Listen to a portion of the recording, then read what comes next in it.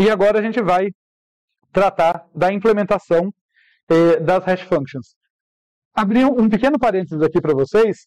Vocês já devem ter percebido que algoritmos e estruturas de dados também dialogam com muitas áreas do conhecimento. Muitas áreas dentro da computação, porque você vai usar algoritmos para inúmeras áreas, né? Qualquer problema que você queira resolver de qualquer área específica, você precisa de um algoritmo rodando ali por trás. Mas também o contrário, né? A gente usa conhecimento de outras áreas para entender os algoritmos. Eu vivo chamando a atenção para vocês a importância de combinatória e probabilidade, por exemplo, para a gente poder fazer análise, entender como o algoritmo funciona e tal. Hash functions se beneficiam muito de conhecimento de uma área da matemática chamada teoria dos números, que é a mesma área que dá base para a criptografia. Você vê que as coisas estão relacionadas mesmo. Tá? A segurança e a eficiência das hash functions e tal. Sendo um disclaimer muito importante, não é a minha área, não tenho conhecimentos profundos nisso. Então o que a gente vai fazer aqui é brincar, é tatear isso e, por exemplos, mais empiricamente aqui, por assim dizer, a gente vai ver limitações de hash functions aqui, simplórias, simples e tal. Os motivos dessas limitações estão lá na teoria dos números. Existem motivos matemáticos e tal. Eu não vou aprofundar, né, tanto por falta de tempo quanto de conhecimento, nesses motivos, mas eu vou pelo menos tentar passar uma intuição para vocês do porquê que tem esses problemas. Tá? Mas só para vocês saberem que existe muito estudo, muito conhecimento acumulado para o projeto de hash functions baseado em conhecimento numérico e tal. Feito esse disclaimer, vamos para a nossa primeira hash function super simplória aqui, né? A nossa hash function super inocente. Então, absolutamente o mínimo necessário, tá? O que toda hash function tem que fazer. Ela tem que devolver, ela tem que seguir a definição de função, né? Que eu tinha até escrito para vocês antes, eu vou copiar aqui, olha. Essa função h tem que pegar um elemento do universo e devolver alguém entre 0 e m-1, senão ela não está me devolvendo um índice válido. Vai dar segmentation fault no meu código, vai ser bobagem. Tá? Porque eu quero cair dentro do vetor. Então a função mais básica aqui, tratando a chave como um inteiro, tá? Supondo que eu fiz as conversões para ela ser tratada como um inteiro. O mais básico que eu posso ter, que pelo menos funciona, ainda que seja ineficiente, é fazer chave mod m, né? Que é trabalhar com o resto da divisão inteira. Essa operação aqui, tudo bem? Chave porcentagem m que mod m me dá o resto da divisão inteira de chave por m. A vantagem disso é que o resto de uma divisão inteira por m sempre vai ser um valor entre 0 e m-1, que é exatamente o que eu quero, né? Porque se fosse maior, aumentava a parte inteira da divisão e o resto nunca passa disso. Tá? E é isso que a gente está fazendo aqui nesse primeiro exemplo. Eu só coloquei um cast para int aqui para exacerbar. Olha, estou tratando essa chave como um inteiro. Mas é quase um roubo aqui, né? Porque se a chave fosse uma coisa mais complexa, a conversão não seria apenas um cast. Tá? Mas o ponto é, estou tratando ela como um inteiro e fazendo o mod ali.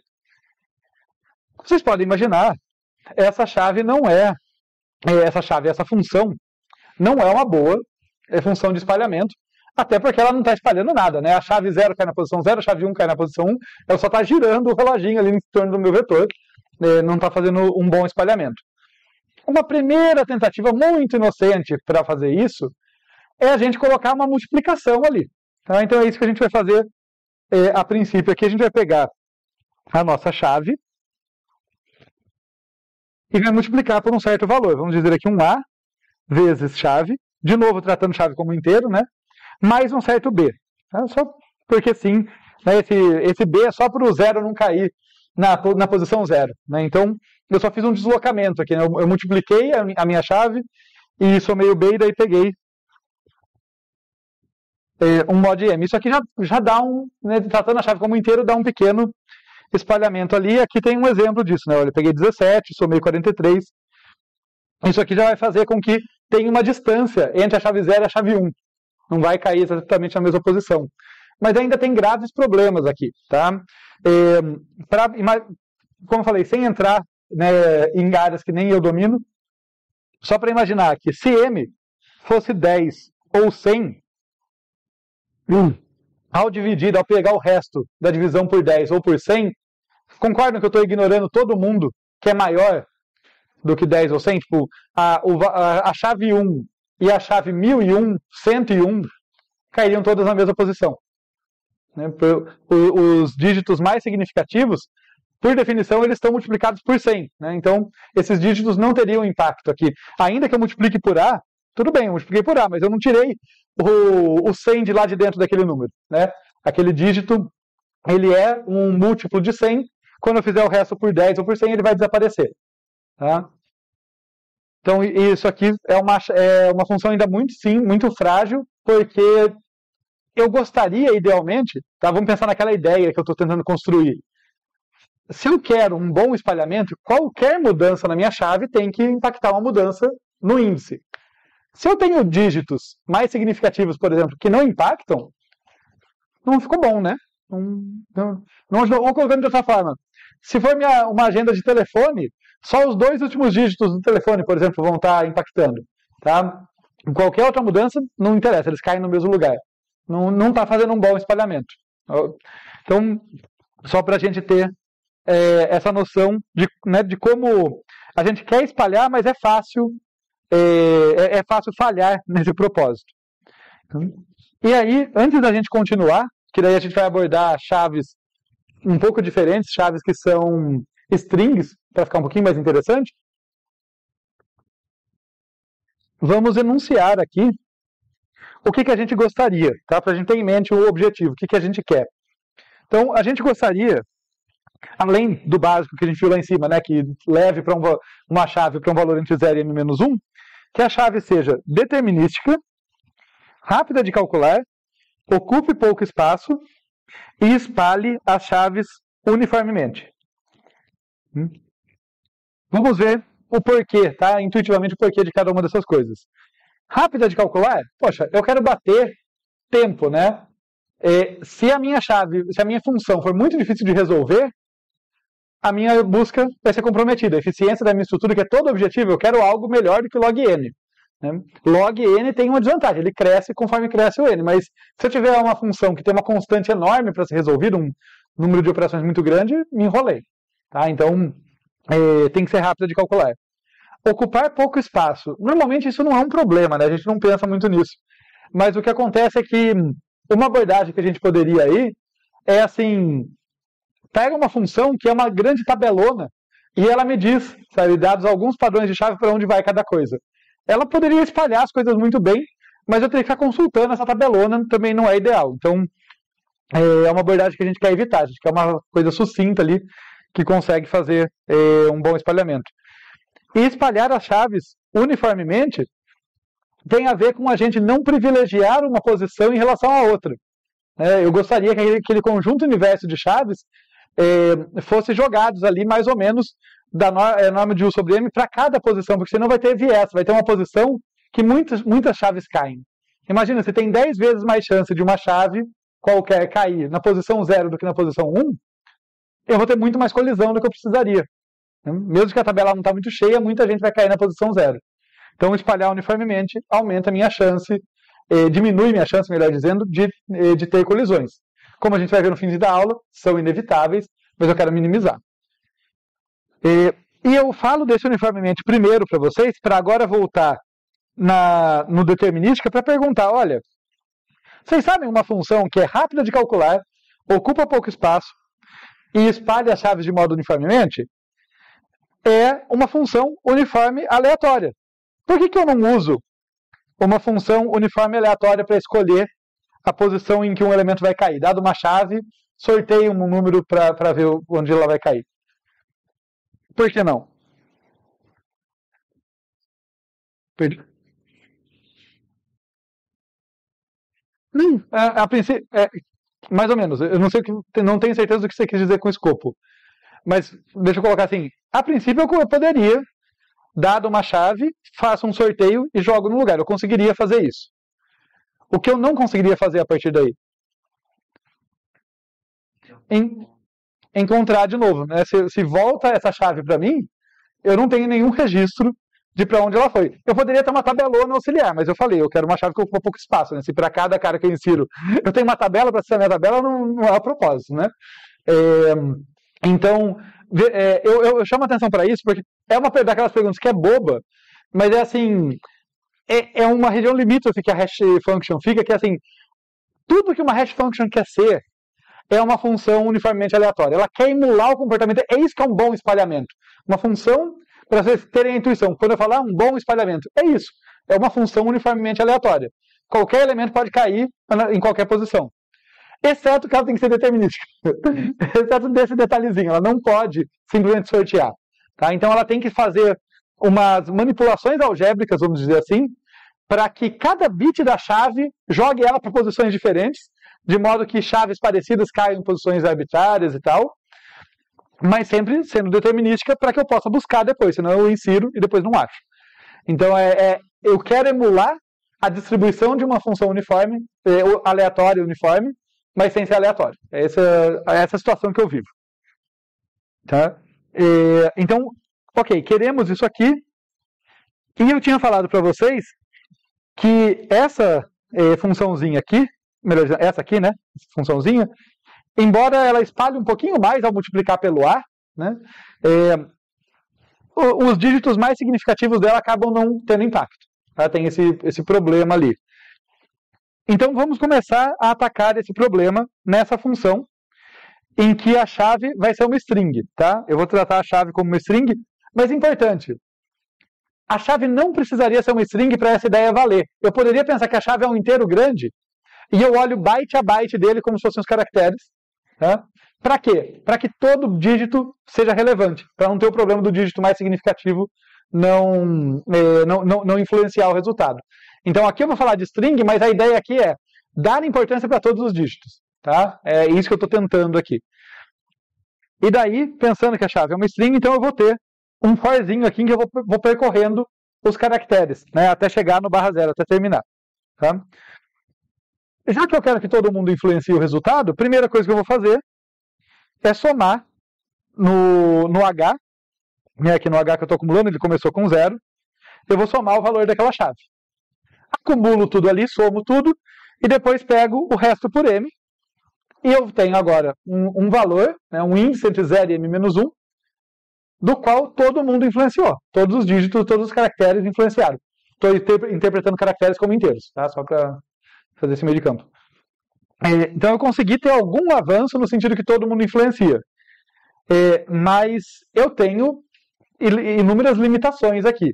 Tá?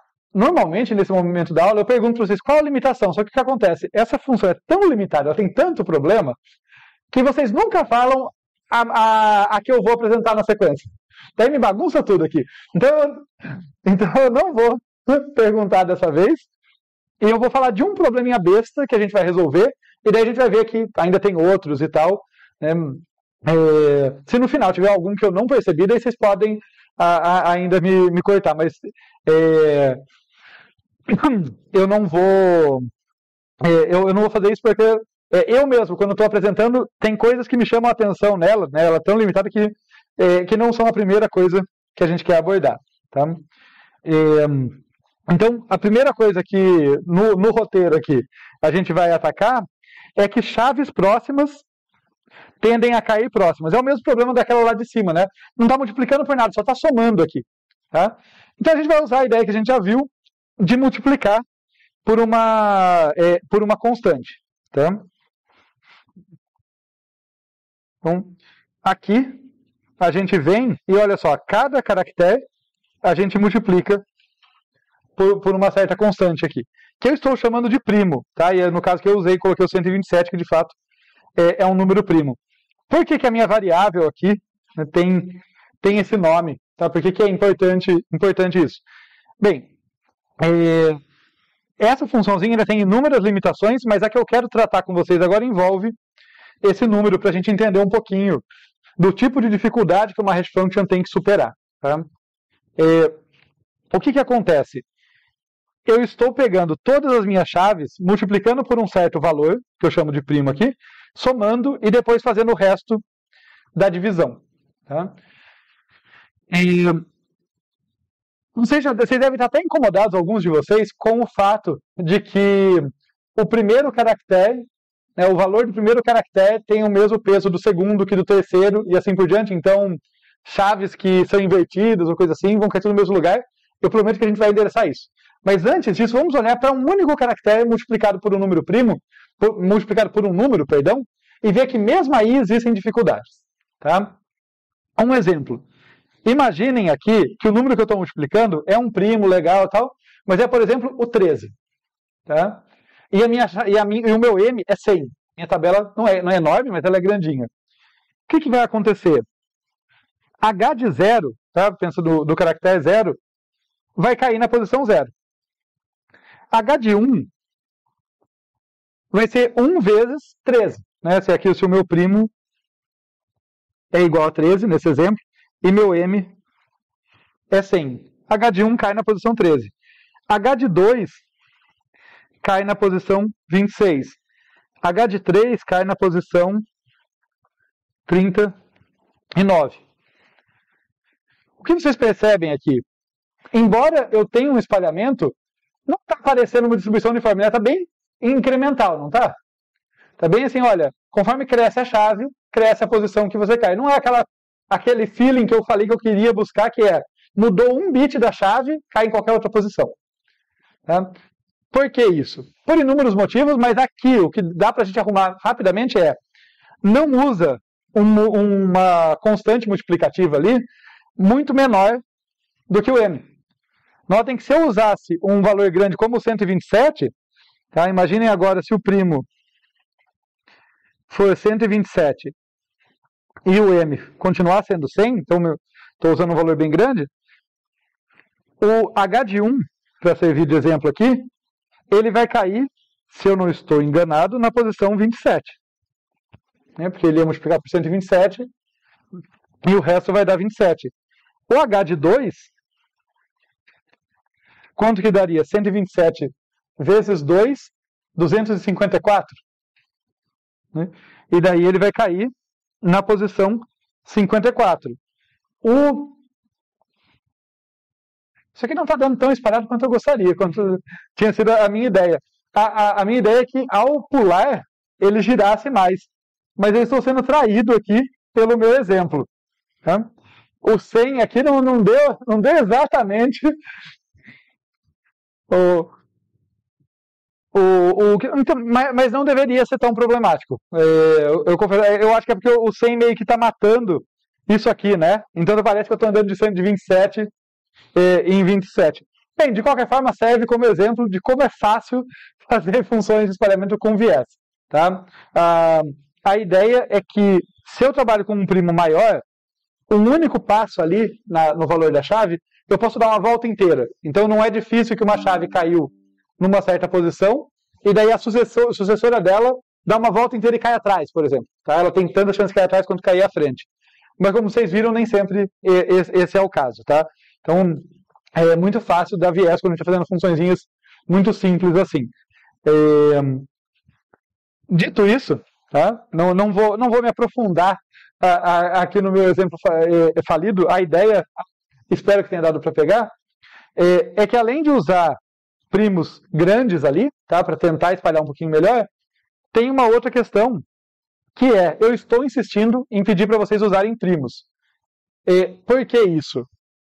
Porque, como eu vou multiplicar por esse cara e depois eu vou fazer o resto por esse, se M e o fator pelo qual eu estou multiplicando tiverem um divisor comum maior do que 1, o resto vai ser sempre múltiplo disso. Tá? Deixa eu ver se eu consigo fazer uma continha bem simples para evidenciar isso para vocês. Quando a gente vai pegar... Só um instante. Vamos fazer a seguinte continha aqui, olha. Imagina que eu tenho aqui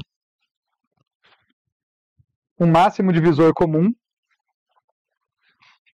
de dois números A e B, sendo D. Tá? E daí, a gente tem aqui que o A, já que ele é múltiplo de D, ele tem que ser um inteiro, vamos chamar de CA vezes D. E tem que ter algo parecido, que um B tem que poder ser escrito como CB vezes D. É isso que significa ter um divisor ali, né? Quer dizer que eu posso me escrever como um produto de dois inteiros. Quando a gente vai fazer a operação da divisão inteira, ela parte, tá, na teoria aqui, dessa maneira de escrever um número inteiro. Olha, eu posso escrever A como sendo Q vezes B mais A mod B. Eu sei que isso aqui é estranho, mas olhem por um instante, tá? Com o conhecimento de matemática que vocês têm, todo mundo consegue entender o que é isso, é só que precisa dar um sentido para cada letrinha aqui, olha. O que eu estou dizendo aqui é, olha, como que eu escrevo A em função de B? Quando eu vou pensar o que significa o resto da divisão de A por B, eu estou falando, olha, A pode ser escrito como um certo inteiro vezes B, né? Esse Q é quantas vezes o B cabe dentro do A. Pode ser zero, tá? Inclusive se o B for maior, mas vamos supor que não seja para pensar mais fácil, mas o resto, tá? Então é isso que significa o resto.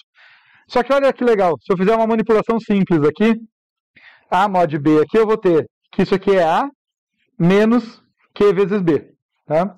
Só que a gente lembra, a gente supôs que os dois têm um divisor comum. Isso quer dizer que o meu resto, olha que infeliz, ele vai ser CA vezes D menos Q vezes CB vezes D. Olha só, o D aparece nos dois lugares. Então, ele vai ser D vezes algum número inteiro, que eu não repliquei, mas é só pôr em evidência. O ponto é que A mod B vai ser D vezes CA menos Q vezes CB. Tá? Eu sei que é um monte de continha, o importante, tirem a semântica da coisa, tá? Olhem para a matemática buscando um significado, não só a parte técnica. Esse cara é sempre um múltiplo de D. Tá? Se vocês traduzirem certinho, isso fica, completar o exemplo fica como um quiz para vocês. Quem é A e quem é B nessa nossa brincadeira? Tá? Porque eu estou dividindo o número aqui, o resultado aqui da minha função, né? Por M, tá? Então, o M e o B provavelmente vão ter um papel parecido. Mas eu tinha multiplicado por um primo aqui. Tá? Eu tinha multiplicado por um primo que tem divisor comum com ele. Então, o primo e o A têm papel parecido ali também. É claro que o primo não apareceu sozinho, ele multiplicou a chave. Mas o ponto é que, em algum momento, eu estou fazendo a divisão desse valor aqui pelo M. E o que esse negócio nos mostra é que, se eles tiverem fator comum, um divisor comum, o resto vai ser sempre múltiplo de D. Se vocês pegarem alguns números, por exemplo, usar, em vez de um primo, usar o número 8, e o M ser o 12, por exemplo, ele ser um divisor comum, que é o 4, vocês vão ver que qualquer coisa que essa função calcular vai cair nas posições 0, 4, 8, 0, 4, 8, vai sempre pular de 4 em 4. Porque o resto de qualquer coisa multiplicada por 8 e depois feito o resto da divisão por 12, vai pular pelo divisor comum, que é isso que a gente está mostrando aqui. Tá? Então isso só um pouquinho, né, da teoria dos números lá que eu falei, que a gente não ia aprofundar, para mostrar como essa questão de ter divisor comum impacta em algumas posições serem privilegiadas, em algumas posições serem batidas repetidamente pela minha função, enquanto outras posições nada acontece. Isso é muito ruim, né? Imagina, eu tenho da ordem de 1000 elementos para armazenar. Crio um vetor, aloco um vetor na memória de 1000 posições. E ao invés de usar as 1000 posições, eu uso de 4 em 4. Eu estou usando 25% do meu vetor. Supondo que tivesse um divisor comum de valor 4. Ok? Matemática confunde, né? Vocês me olham com uma cara assustadora, assim. O ponto aqui é que, como eu estou usando o resto no final, tá? Depois vocês podem conferir a conta, tem uma videoaula explicando isso com mais calma e tal, mas para não perder vocês aqui, ó. Como eu estou fazendo um resto aqui, se o número pelo qual eu estou fazendo a operação de resto e o que eu estou multiplicando aqui tiverem divisores comuns, esse resto não vai cair em qualquer posição das posições de 0 a m-1. Ele vai sempre cair num múltiplo daquele divisor comum. E daí eu só vou cair nessas posições. Eu tenho uma tabela grandona lá e só uso alguns pedaços dela. Isso é muito ruim para mim. Tá? Isso é um espalhamento muito ruim. Por isso essa preocupação de chamar esse cara de primo. Tá? Se ele for um número primo, show. Mas ele nem precisa ser. Ele só precisa ser o que a gente chama de primo relativo a. Ele é primo com relação ao M. Ele e o M não podem ter divisor comum. Então é sempre importante aqui que o MDC de M' seja igual a 1. Senão você privilegia algumas posições e não cai em outras. Tá? Mas legal, eu tentei motivar aqui essa questão do primo para agora finalmente a gente endereçar a outra fraqueza dessa função e também da anterior que a gente não tinha tratado, que era tratar todos os caracteres iguais. Né? Anagramas, obviamente, caem na mesma posição. Né? Aqui. Aliás, nem precisa ser um anagrama. Né? Para quem não lembra, deixa eu achar onde que eu coloquei a palavrinha para a gente desenvolver.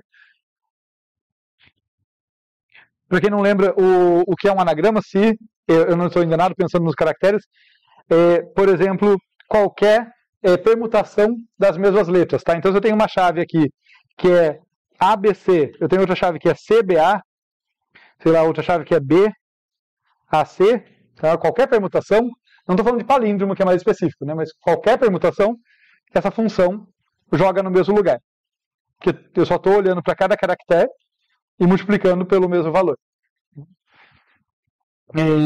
Então, essa função tem uma limitação bem grande, tá? Aliás, é tão limitada que não precisa nem ser anagrama, tá? Se eu pegar duas letras, tá? Uma palavrinha que tem duas letras, pensa na tabela AS, que as letras são convertidas para números. Por exemplo, A e C vão cair na mesma posição que B e B. Só porque as somas deles são iguais, né? O C vale 1 a mais do que o B, o A vale 1 a menos, mas notem, o que eu estou fazendo aqui é só multiplica e vai somando, multiplica e vai somando. Então, no fundo, o que me importa é só a soma das chaves, não vai dar um espalhamento muito legal. Muitas chaves parecidas ali, que tem alguma relação de ser um anagrama ou ter a mesma soma, vai cair no mesmo lugar. Não quero isso. Como que a gente vai atacar isso? Tá? A gente vai atacar isso se inspirando na notação posicional. Eu vou continuar usando a ideia anterior de multiplicar por um primo para que eu tenha um espalhamento legal. Só que agora eu não vou multiplicar todo mundo pelo primo uma vez só. Eu vou multiplicar de acordo com a posição em que está por uma potência diferente daquele primo. E aí eu começo a chegar num espalhamento melhor. Tá? Olha só, então aqui eu vou multiplicando por primo elevado a i. É isso que essa funçãozinha faz.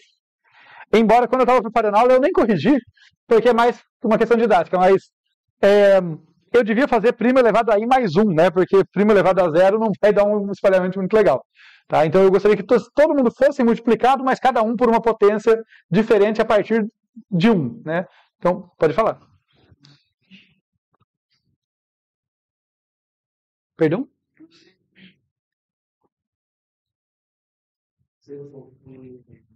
Entendi. Ótima pergunta. Se a gente descer um pouquinho, aqui eu vou falar que a gente ainda pode melhorar a eficiência e corretude. Uma das coisas que a gente vai tratar na próxima página é esse cuidado para não ter o estouro da representação. Porque isso aqui pode crescer muito rápido. E a gente tem uma solução super elegante. A gente vai ver. Mas tem sim, você tem razão. Tá? Para todo mundo entender o que ele falou, tá legal, professor, você está fazendo um monte de potência de primo, mas, poxa, você falou para não usar um primo pequeno. Imagina, minha tabela tem 10 mil posições, eu pego um primo da ordem de 10 mil ali, próximo disso, e começo a fazer primo elevado a 10. Primo, se minha chave tem 10, vai virar um negócio enorme, vai estourar a representação. Né? A gente não consegue representar esse valor. Felizmente, a gente vai conseguir dar uma escapada nisso aí.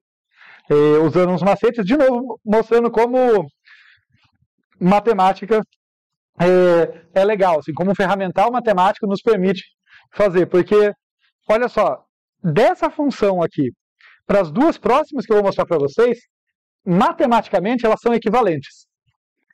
Só que eu vou usar uns truques matemáticos para que eu consiga implementar sem ter quebra do tipo que você se preocupou. Então, isso aqui, né, conceitualmente, tá beleza. Se eu estivesse pensando só na matemática, pô, tá definido, não tá? 1 inteiro elevado a i tá definido. Mas a gente tem que se preocupar com a capacidade de representação do computador. Tá? Como que a gente vai contornar isso, então? Vejam que interessante. Essa propriedade matemática aqui vai ajudar... Essa propriedade matemática aqui vai ajudar bastante a gente, olha só. Imagina que esse C1 aqui é o primeiro caractere, tá, da minha chave. Então, C1 vezes P. Esse P suponha que é meu primo. Então, C1 vezes P mais... Eu vou colocar como subscrito, fica mais bonitinho. C1 vezes P mais C2 vezes P ao quadrado mais C3 vezes P ao cubo. Tá? É meio que isso que eu estava fazendo no laço anterior, né? Olha, com essas potências. Era essa a ideia, exceto que eu comecei no zero, eu falei para você, né? Gafe minha, mas é isso que eu estou fazendo, né? Um multiplica por primo, outro multiplica por primo ao quadrado, e assim por diante. Eu posso colocar em evidência isso aqui. Essa sequência de somas aqui, ela é equivalente a P vezes C1 mais o que sobra aqui, que é P vezes C2 mais P vezes C3 mais e assim por diante. Tá? Ao invés de ter que multiplicar de uma vez por um primo grande, por uma potência de primo, eu consigo o mesmo resultado fazendo isso incrementalmente. Tá? Por causa desse macete matemático aqui. Notem que o C3, tá? Só para se convencer, ele vai ser multiplicado por 1, 2, 3P. Ele vai ser multiplicado por P ao cubo, mas eu nunca precisei usar a operação de potência. Isso fica mais eficiente e é metade do caminho para evitar o erro numérico de estourar a representação. Eu falei que é metade do caminho, qual que é a outra parte? Bem, então o que a gente está fazendo aqui na implementação? Né? Como que a gente traduz essa ideia aqui para o código? No código é bem parecido com o de antes, mas dentro do for, eu vou acumular aqui no H, eu vou sempre pegar o valor anterior dele, multiplicar por P e somar a próxima chave. Note que quando eu faço isso aqui, ó, o que eu estou fazendo é multiplicar por P todo mundo que já foi colocado antes. Todo mundo que já foi somado antes. Então, assim, o primeiro que entrou, ele vai ser multiplicado por primo tantas vezes quantas iterações do for faltar. No final, ele foi multiplicado por uma potência. Pela potência correspondente. Mas eu não faço isso criando a potência de uma vez e somando. Eu somo ele aqui, né, igual eu estou somando essa chave I aqui, e nas iterações seguintes, aquele valor vai sendo multiplicado pelo primo. Tá? Então eu vou ter o mesmo efeito do anterior, só que sem usar a potência. Tá? Tem uma sutileza importante aqui, tá? Que é a ordem que eu estou fazendo as coisas. Nesse aqui, a potência, os dígitos, os primeiros caracteres, né, o caractere 0 tinha a menor potência, o último tinha a maior. Aqui inverteu, tá? Porque como são as iterações que faltam que vão corresponder a multiplicações para mim, o carinha que entrou primeiro é que vai ser multiplicado pela potência de primo mais alto.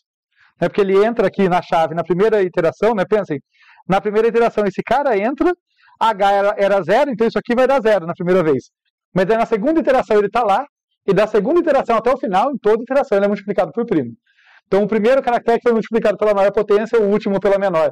Foi a ordem inversa do que a gente fez antes. Tá? Mas continua a mesma ideia, né? A ideia é que cada caractere é multiplicado por uma potência de primo diferente, que era isso que eu precisava. Para que palíndromos não caiam no mesmo lugar. Tudo bem?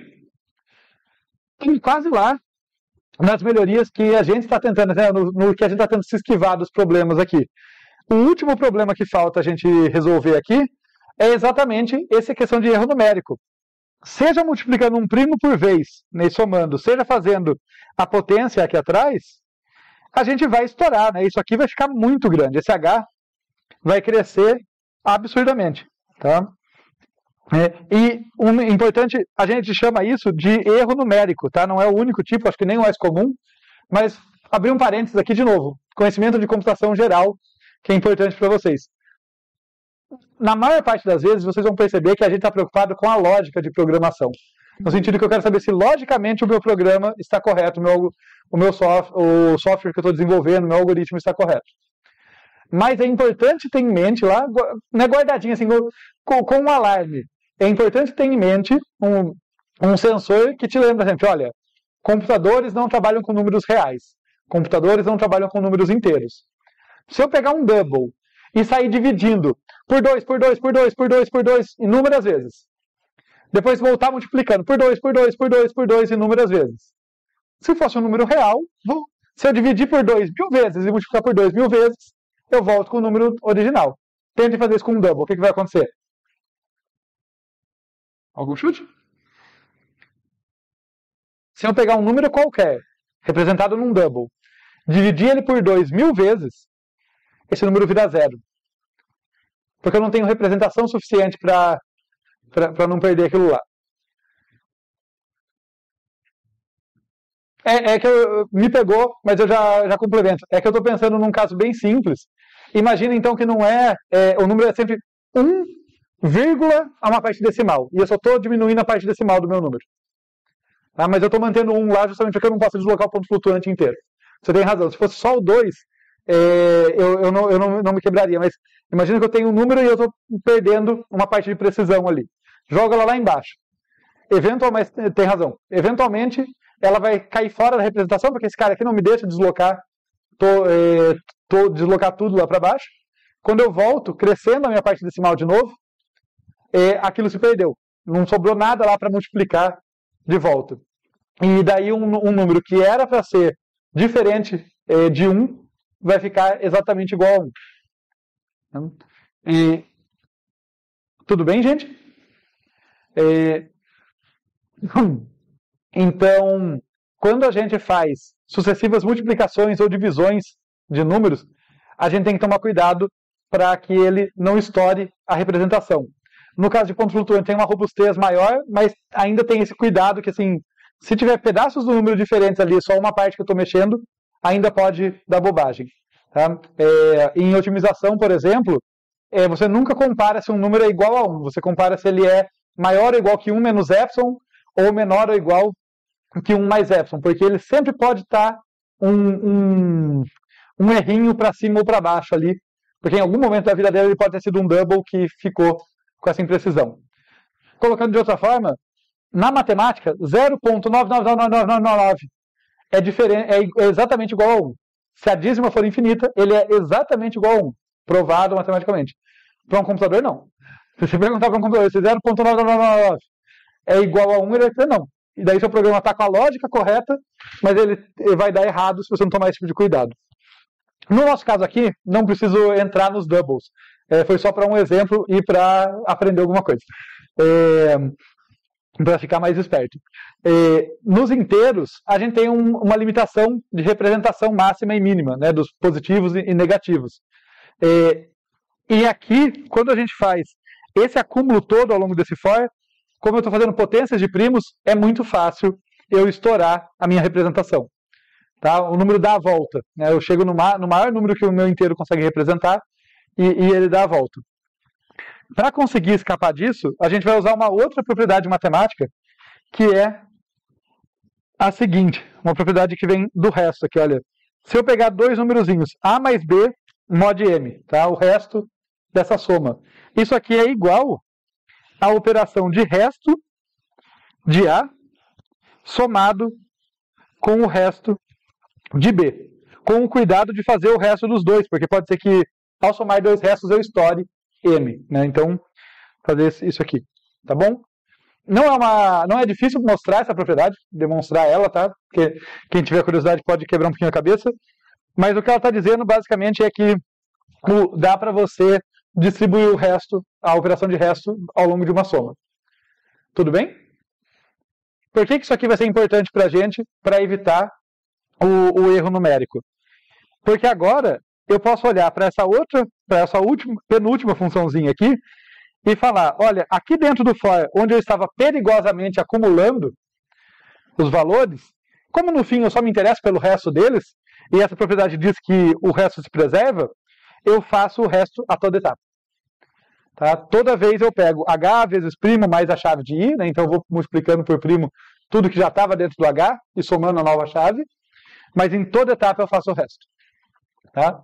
Assim, nunca vou ter um número que vai crescer significativamente mais do que o próprio M. Tá? E daí eu estou seguro. Tudo bem? Fez sentido com a sua preocupação naquela hora? Mas é uma preocupação totalmente legítima. Tipo, para quaisquer valores de M e primos minimamente interessantes, essa minha função, embora logicamente correta, ia quebrar. Essa aqui não. Essa aqui funciona de verdade. Mesmo que o primo seja grande, o M seja grande, ainda assim a chave tenha um número razoável de posições, a gente não estoura. Tá? Então, isso aqui, como eu comecei lá falando quando a gente entrou em funções de espalhamento, não é exaustivo, tá? Não é, nossa, agora sabemos tudo sobre funções de espalhamento. A gente teria que estudar tanto do assunto específico quanto de uma base de teoria dos números para poder saber mais a fundo. mas foi para mostrar para vocês um pouco da caixa preta, um pouco do tipo de preocupação que essas funções têm, né? Um pouco do que é um bom espalhamento e quais são problemas de espalhamentos ruins, tá? Para a gente ter essa noção do que essa funçãozinha está fazendo, o que está rolando lá dentro da nossa hash table. Então, isso aqui já seria, tá? Essa última que a gente chegou, seria uma função de espalhamento não trivial, vamos chamar assim. Tá? Se você usar ela numa implementação para algum software que vocês estejam fazendo e tal, provavelmente vai dar conta do recado, vai ser bem razoável. Tá? Mas certamente existe muita pesquisa, muito estudo para fazer funções de espalhamento melhores. Tá? Então, só citar aqui que a eficiência da nossa função ela é proporcional ao número de dígitos da chave. Né? Eu tenho um forzinho aqui, tá? Então eu vou poder dizer que ela leva tempo constante, porque lembra que eu queria que ela fosse rápida. Ela leva tempo constante em relação ao número de elementos da tabela. Mas ela está variando com o número de dígitos da chave. Tá? Que foi um preço que eu paguei para poder considerar todos os caracteres serem considerados ao fazer o espalhamento. Né? Então quando fala que é constante, é sempre constante em relação a quê?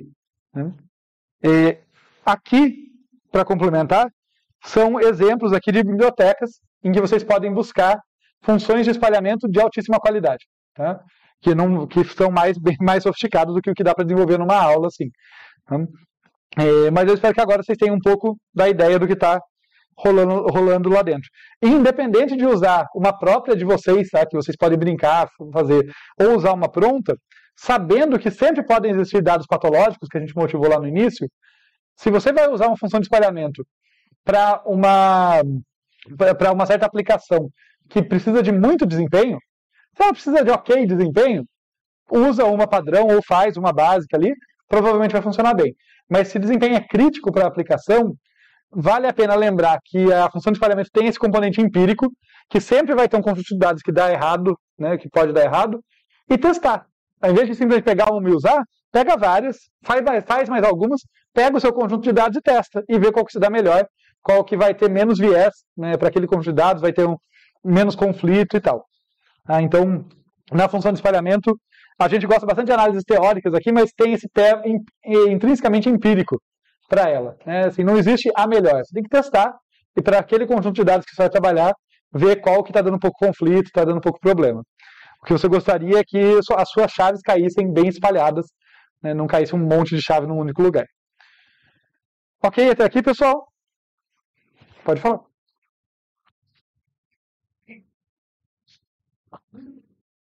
Colocam em algo menor. Um universo de chaves. Né? Não é um vetor porque eu nem conseguiria alocar esse vetor. É um universo de chaves. É um universo de possibilidades de chaves ali. Por exemplo, eu falei com caractere aquela hora, mas a gente pode voltar, pensa com CPF. E vamos até desconsiderar os dois últimos dígitos, que a gente já sabe que é de verificação. Se eu tenho num CPF, eu tenho cada dígito decimal, indo de 0 a 10, né? Então eu tenho 10 possibilidades por dígito, certo? E eu tenho 9 dígitos, é isso CPF, não é? Então, aqui, possibilidades. Não, mas eu estou desconsiderando os dois últimos que são de verificação. Então, 10 possibilidades e 9 dígitos. O número de CPFs diferentes que eu vou poder trabalhar é 10 elevado a 9. Se eu não errei, é isso mesmo, né? Porque eu posso ter qualquer um dos 10 dígitos na primeira posição, qualquer um dos 10 na segunda, assim por diante. Eu vou fazendo a combinação disso tudo, dado, o número total é dado pelo produto.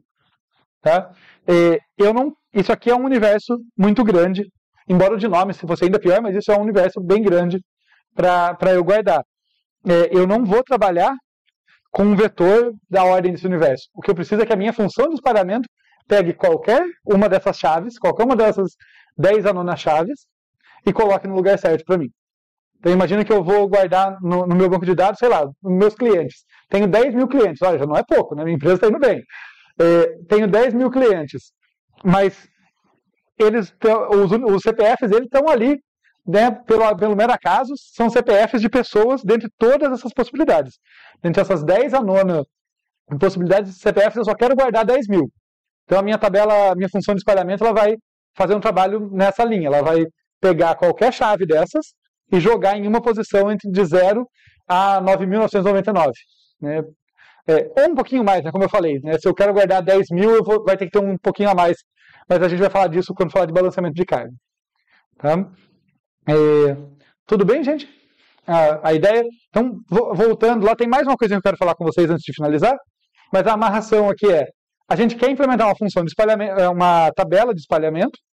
Para isso, uma das coisas críticas é a função de espalhamento. A gente gastou essa aula quebrando a cabeça aqui, fazendo uns testes e tentando entender as dificuldades de implementar uma boa função de espalhamento.